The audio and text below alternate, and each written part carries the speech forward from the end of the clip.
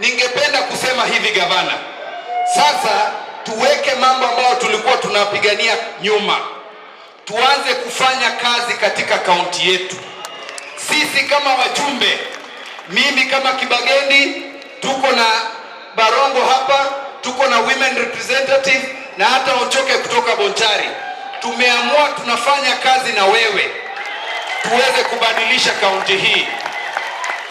Na sisi mambo ya 2027 hiyo tulimaliza.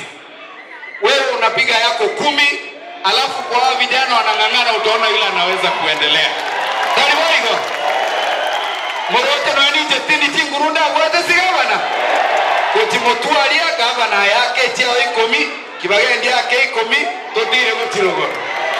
Na askari wetu, ningependa kuambia askari wetu, nyinyi mumetumwa mtumikie wananchi, hamujatumwa kuua wananchi.